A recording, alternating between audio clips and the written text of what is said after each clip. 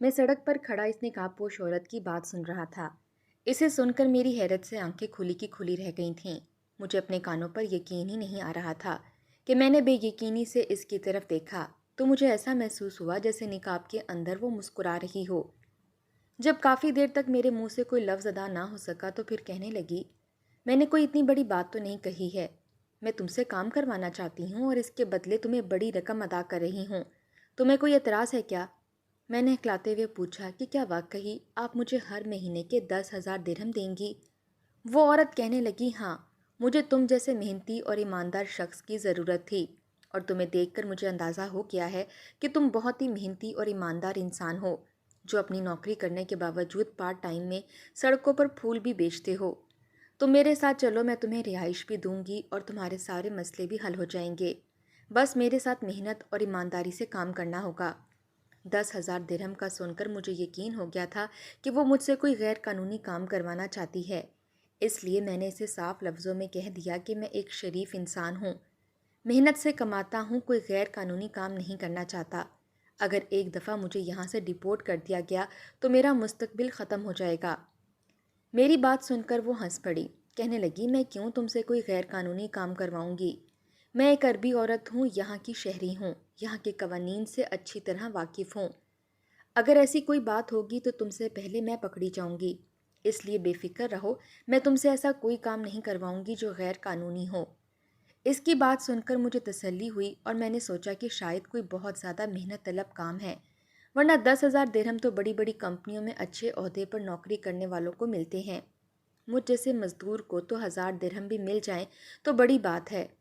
مجھے سوچوں میں گم دیکھ کر وہ عورت کہنے لگی کہ تم نے تو سوچنے میں ہی اتنا وقت لگا دیا ہے، کام کب شروع کرو گے؟ جب کام کرنا ہے تو سوچنے کی کیا ضرورت ہے؟ بس وہی کرنا ہے جو میں کہوں گی، اور تمہیں ہر مہینے 10,000 درہم تمہارے ہاتھ پر مل جائیں گے۔ اگر راضی ہو تو ابھی میری گاڑی میں بیٹھ جاؤ۔ میں نے کچھ ہی لمحوں میں فیصلہ کر لیا اور پھر فوراً ہی اپنے پھولوں کا تھیلا سمیٹا اور اس کی گاڑی میں بیٹھ گیا۔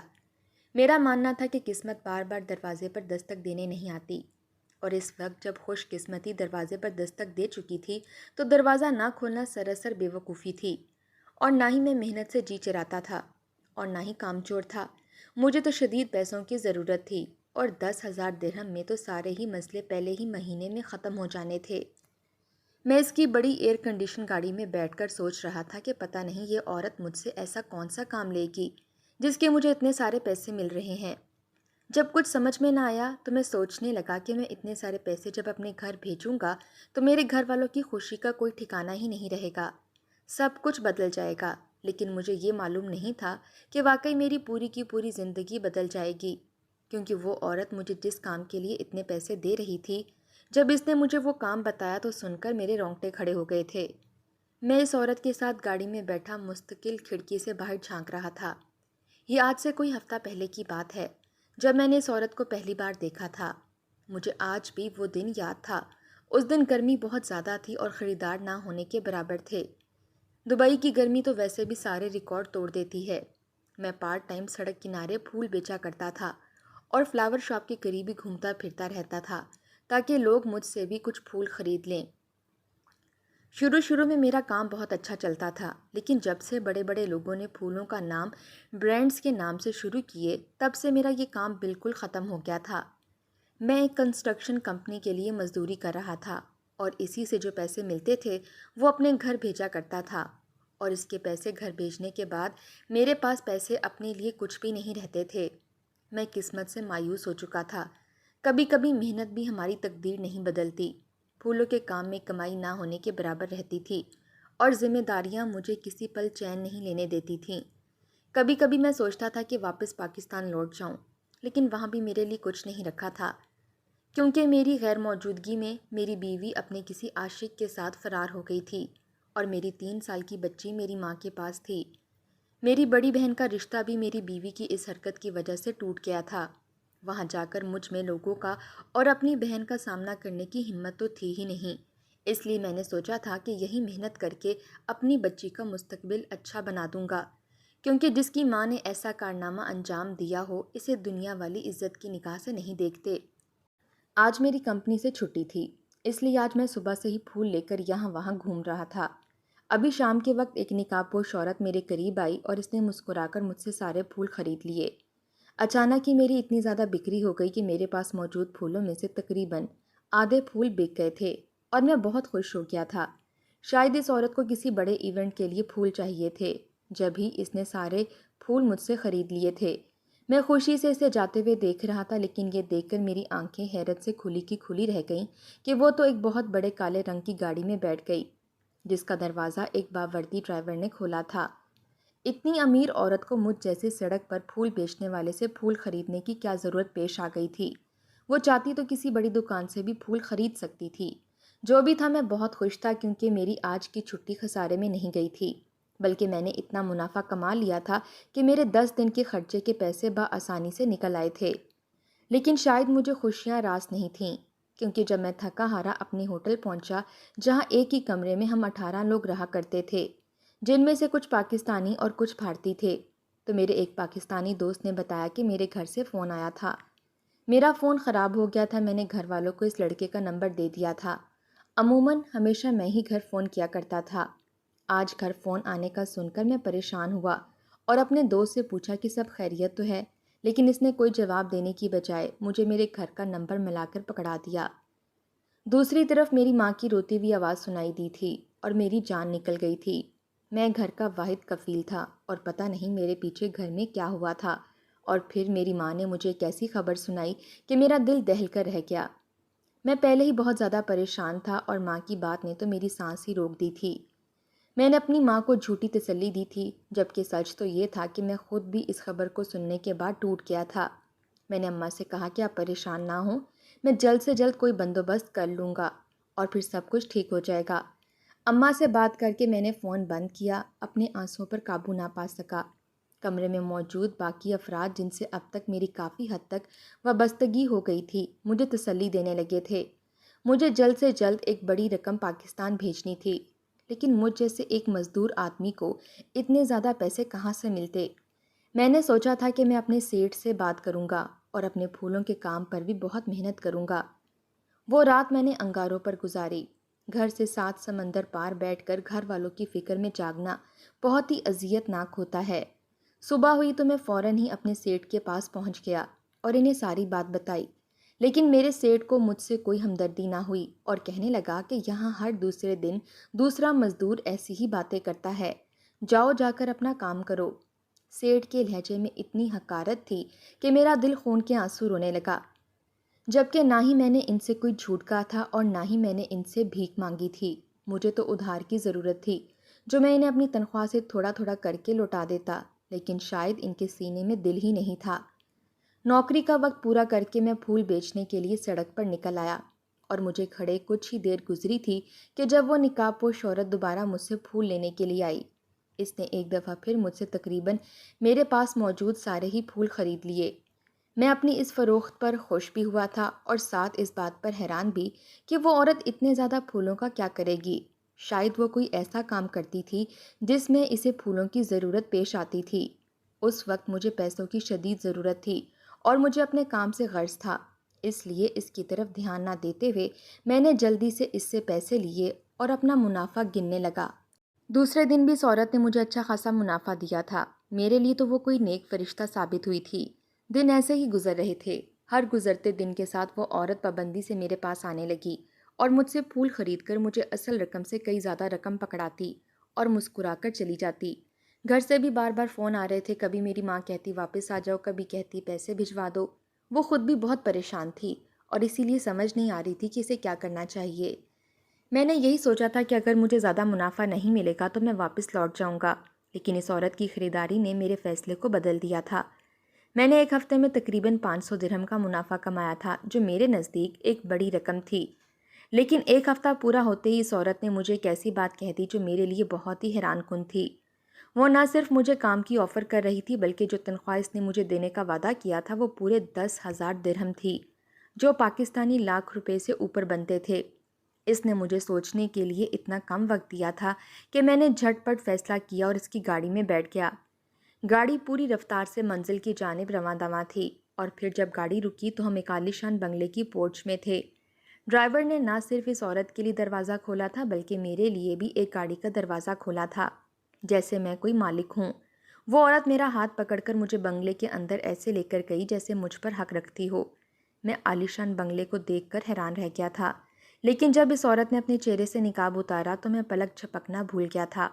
وہ اس قدر خوبصورت اور جوان تھی کہ اسے دیکھ کر میں اپنے ہوش کھو بیٹھا۔ وہ جس طرح خود کو دیکھتا پا کر وہ مجھ پر مسکرائی اور کہنے لگی، آپ مجھ سے کئی زیادہ خوبصورت ہیں، اس لیے مجھے دیکھنے کی بجائے اگر آئینہ دیکھیں تو آپ کو زیادہ خوشی ہوگی۔ اس کی بات پر میں حیران رہ گیا۔ آج تک کسی نے مجھے یہ نہیں کہا تھا کہ میں بہت زیادہ خوبصورت ہوں، لیکن اس عورت نے دل سے میری تعریف کی تھی۔ اس سے پہلے کہ میں کچھ کہتا، اس نے ایک ملازمہ کو آواز دی اور کہنے لگی کہ صاحب کو کمرہ دکھاؤ، آج سے یہ ہمارے ساتھ ہی رہیں گے۔ میں نے اس عورت سے گھبراتے ہوئے کہا کہ پہلے آپ مجھے میرا کام تو بتا دیجئے، آخر مجھے کرنا کیا ہے؟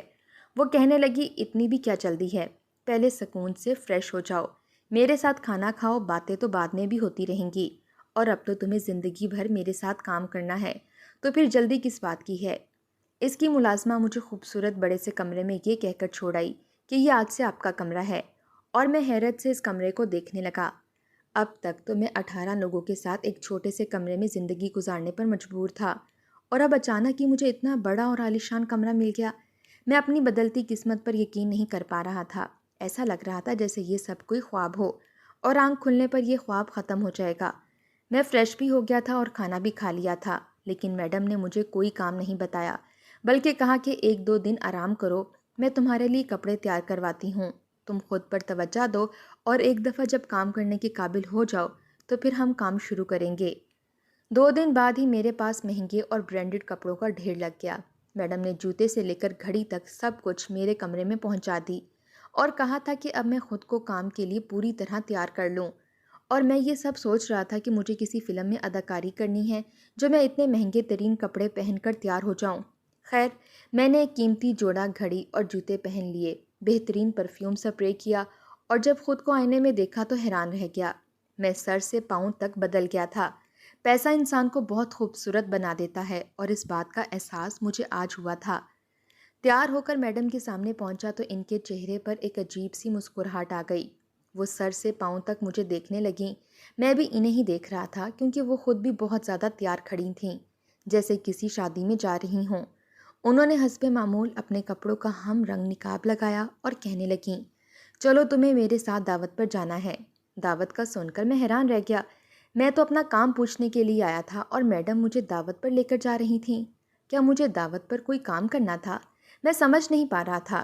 شرمندہ بھی نہیں ہونا چاہتا تھا، کیونکہ وہ ہر بار یہی کہتی تھی کہ اتنی بھی کیا جلدی ہے۔ وہ مجھے لے کر ایک بڑے سے ہال میں پہنچ گئیں، جہاں بہت ساری عورتیں موجود تھیں، اور دعوت زور و شور سے جاری تھی۔ میڈم کے پہنچتے ہی وہاں ایک ہنگامہ سا ہو گیا، اور ہر عورت میڈم سے باری بار ملنے لگی۔ میں میڈم کے پیچھے پیچھے چل رہا تھا، اور میڈم مجھے اسٹیج پر لے گئیں اور وہاں کھڑا کر دیا، اور خود بھی میرے ساتھ کھڑی ہو گئیں۔ جتنی بھی عورتیں وہاں موجود تھیں وہ بھی احتراماً کھڑی ہوئی تھیں۔ میڈم شاید کوئی بڑی شخصیت تھیں، اور ہر کوئی ان کی عزت کر رہا تھا۔ کچھ عورتیں باری باری اسٹیج پر آئیں اور میڈم سے کان میں کوئی بات کہتیں اور نیچے اتر جاتیں۔ کیا چل رہا تھا مجھے کچھ خبر نہیں تھی، میں بس خاموشی سے کھڑا اس منظر کا حصہ بنا ہوا تھا۔ میرا دل و دماغ اس وقت پاکستان میں اٹکا ہوا تھا، کیونکہ یہاں سے آنے سے پہلے میری ماں کا فون آیا تھا، اور انہوں نے مجھ سے پیسوں کا تقاضا کیا تھا۔ وہاں معاملات بگڑتے جا رہے تھے اور اماں کو پیسے کی شدید ضرورت تھی۔ تقریباً 4 گھنٹے جاری رہنے والی اس دعوت میں نے کھڑے رہنے کے سوا اور کچھ نہیں کیا، اور میڈم کے ساتھ ہی واپس بنگلے پر لوٹ بھی آیا۔ واپسی پر میں نے میڈم سے کہا کہ مجھے کام تو بتا دیجئے۔ میڈم کہنے لگی، فی الحال تمہارا یہی کام ہے، میں ہر روز کسی نہ کسی دعوت میں جاتی ہوں، تمہیں میرے پیچھے پیچھے چلنا ہے اور کچھ نہیں۔ جب مہینہ پورا ہو جائے گا تو میں تم سے ایک آخری کام لوں گی، اور اس کے بعد تمہاری تنخواہ تمہیں دے دوں گی۔ ہر مہینے تمہیں ایسا ہی کرنا ہے، سارا مہینہ میرے ساتھ دعوتوں میں شریک ہونا ہے، اور اپنے چہرے پر ایک مسکراہٹ رکھنی ہے، تاکہ دنیا کو پتہ چلے کہ تم میرے لیے پوری خوشی اور ایمانداری سے کام کرتے ہو۔ اپنے کام کی نوعیت جان کر میں دنگ رہ گیا۔ صرف دعوتوں میں جانے اور لوگوں سے مسکرا کر پیش آنے کے مجھے 10,000 درہم مل رہے تھے۔ یہ خطیر رقم تھی، اور اس کام میں تو ایسی کوئی خاص محنت بھی نہیں تھی۔ شاید میری قسمت کا دروازہ کھل گیا تھا، یا پھر میڈم نے مجھ پر مہربانی کر دی تھی، یا پھر میری روتی سسکتی ماں کی دعا قبول ہو گئی تھی۔ 1 مہینہ پڑ لگا کر اڑ گیا۔ میں روزانہ اچھے کپڑے پہنتا، خوب تیار ہوتا، مہنگے مہنگے پرفیوم استعمال کرتا، میڈم کے ساتھ بڑی بڑی گاڑیوں میں گھومتا۔ میں ایک ایسی شاہانہ زندگی گزار رہا تھا جو میں نے کبھی تصور بھی نہیں کی تھی۔ اور سب سے بڑی بات تو یہ تھی کہ شاہانہ زندگی گزارنے کے مجھے 10,000 درہم مل رہے تھے۔ میں ہر دعوت میں میڈم کے پیچھے پیچھے چلتا رہتا۔ عورتیں مجھے بھی مسکرا مسکرا کر دیکھا کرتیں اور آپس میں آہستہ آہستہ ایسے باتیں کرتیں جیسے میرا ذکر کر رہی ہوں۔ لیکن پھر میں یہ سوچتا کہ شاید یہ میری غلط فہمی ہے۔ بھلا وہ عورتیں میرے بارے میں کیوں بات کریں گی؟ وہ تو سب امیر اور عربی عورتیں تھیں۔ لیکن جب مہینے کا آخری دن آیا تو ہر بات پوری طرح سے کھل گئی، اور ان دعوتوں کا مطلب اور میری تیاری کا مقصد مجھے اچھی طرح پتہ چل گیا تو میرے ہوش اڑ گئے۔ پورا مہینہ ہونے پر میڈم نے مجھے بتایا کہ آج مجھے اس مہینے کا آخری کام کرنا ہے اور پھر مجھے میری تنخواہ مل جائے گی۔ یہ سن کر میں بہت خوش ہو گیا، کیونکہ میں نے اماں سے پیسے بھیجنے کا وعدہ کر لیا تھا۔ اور پھر جب میڈم نے مجھے جو کام بتایا، جو اس مہینے کا آخری کام تھا، تو میرے قدموں تلے سے زمین نکل گئی۔ میں سوچ بھی نہیں سکتا تھا کہ میڈم مجھے یہاں اس مقصد کے لیے لائی ہیں۔ میڈم کی بات سنتے ہی میں نے صاف انکار کر دیا کہ میں ہرگز بھی یہ کام نہیں کر سکتا۔ میری بات سن کر میڈم کہنے لگیں، سوچ لو، تمہیں اپنی ماں کو پیسے بھیجنے ہیں، تمہاری بیٹی کو کینسر ہے اور اس کا علاج شروع ہونا ہے۔ آخر تم کب تک کنسٹرکشن کمپنی میں کام کر کے اور پھول بیچ کر گزارا کرو گے؟ کیا تم اپنی پھول جیسی بیٹی کو نئی زندگی نہیں دینا چاہتے؟ میڈم کی بات سن کر میری زبان کو تالا لگ گیا تھا۔ میری اماں نے مجھے فون پر بتایا تھا کہ میری بیٹی کو کینسر ہے اور اس کے علاج کے لیے لاکھوں روپے کی ضرورت ہے۔ میں دن رات اسی پریشانی میں تھا اور اسی لیے میں نے اس آفر کو قبول بھی کیا تھا۔ لیکن مجھے کیا معلوم تھا کہ میڈم تو مجھے عربی عورتوں کے بستر کی زینت بنانا چاہتی ہیں۔ وہ سب عورتیں جو میڈم کی دعوتوں میں جمع ہوتی تھیں وہ عیاش قسم کی عورتیں تھیں، جنہیں خوبصورت اور جوان مردوں میں دلچسپی تھی، اور وہ دعوتوں میں مجھے دیکھ کر میرے دام لگاتیں۔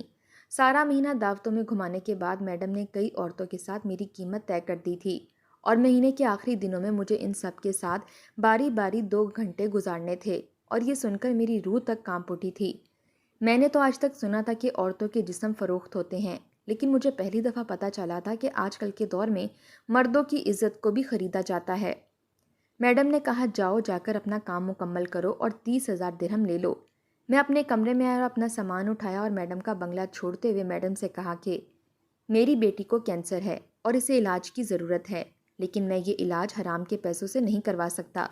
اگر مجھے ایسے ہی پیسے کمانے ہوتے تو میں پاکستان میں رہ کر بھی بہت سے غیر قانونی کام کر سکتا تھا۔ اس کے لیے مجھے اپنے پیاروں کو چھوڑ کر پردیس آنے کی ضرورت نہیں تھی۔ میں نے ایک ایسا فیصلہ کیا تھا جو میرے لیے مشکل تھا، شاید بہت ہی مشکل تھا، لیکن مجھے حلال اور حرام کا فرق معلوم تھا۔ میں پہلے ہی اپنی نوکری چھوڑ چکا تھا اور میرا ویزا بھی ختم ہو رہا تھا، اس لیے میں واپس اپنے وطن لوٹ آیا اور بیٹی کو لے کر علاج کی غرض سے یہاں وہاں گھومنے لگا۔ جبھی مجھے پتہ چلا کہ ایسے بہت سے کینسر کے ہسپتال ہیں جو ہم جیسے لوگوں کے بچوں کا مفت علاج کرتے ہیں۔ آج میری بیٹی کا علاج شوکت خانم ہسپتال سے چل رہا ہے۔ میں نے حرام کے راستے کو نہیں چنا تھا، اس لیے خدا نے میرے لیے دوسری راہیں کھول دی تھیں۔ آج میں اس بات پر مطمئن ہوں کہ میں نے 10,000 درہم کے بدلے نہ صرف اپنا ضمیر بیچا ہے اور نہ ہی اپنے ایمان کو فروخت کیا ہے۔ میری بیٹی کی طبیعت اب کافی بہتر ہے، باقی آپ لوگوں کی دعاؤں کی ضرورت ہے۔